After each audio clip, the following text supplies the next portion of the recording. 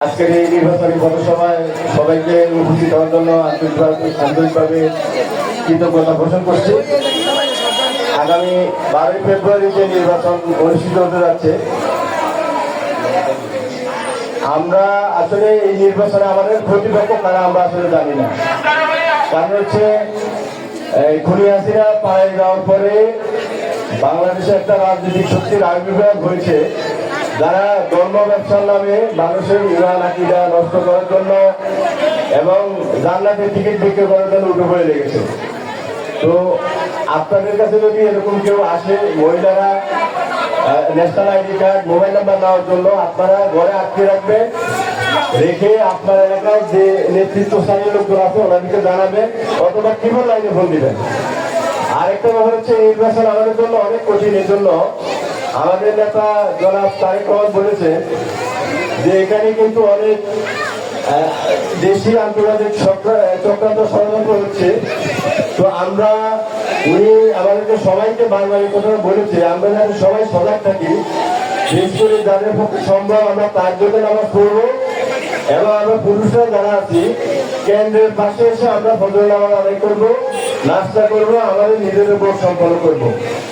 নিজেদের ভোট সম্পন্ন করে আমাদের বাড়িতে বাড়িতে গিয়ে যারা যারা আমাদের ভোটার আছে, বয়োবৃদ্ধ মহিলা, আমরা ওনাদেরকে কেন্দ্রে আনার ব্যবস্থা করবো এবং ওনাদের ভোট ইস্যু করবো।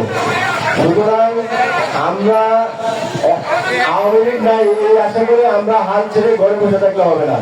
কারণ জামাত একটা গুপ্ত দল, যারা নিজের অস্তিত্বকে স্বীকার করে না। আপনারা জেনে থাকবেন, আমাদের সাবেক রাষ্ট্রপতি শহীদ জিয়াউর রহমান কিন্তু বাংলাদেশের রাজনীতিকে জামাতকে পরিবর্তন করেছিল, যেমন তিনি আওয়ামী লীগকেও বহুদলীয় গণতন্ত্র চালুর মাধ্যমে আওয়ামী লীগকেও রাজনীতি করার অধিকার দিয়েছিলেন। সেই জামাত আজকে মুনাফিকি করতেছে বিএনপির সাথে, মুনাফিকি করতেছে দেশের 18 কোটি মানুষের সাথে, যারা ক্ষমতা লোভে নিজেদের নাম থেকে আল্লাহর নামটা বাদ দিয়ে দিয়েছে। যারা ক্ষমতা লোভে ইসলাম শব্দটা, তারা যদি বলতে ইসলামের হুকুমত কায়েম করবে, আল্লাহর আইন চাই, সব লোকের শাসন চাই, আসলে এখন তাদের মধ্যে এগুলো কিছু নাই। আপনারা একটা আমাদের চট্টগ্রামের এক নেতা গীতায় তার বক্তব্য বলেছে যে আমরা মার্কিন রাষ্ট্রদূতের সাথে একটা মিটিং এ বসেছিলাম, ওখানে আমরা বলেছি আমরা ইসলামী শরিয়া কায়েম করবো না।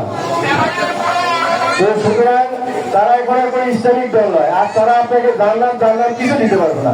এটা আপনার অর্জন। আপনি ইমান আমল করবেন, আপনি ইসলাম কায়েম করবেন, ইসলামী আদেশ নীতি নির্দেশ মান্য করবেন।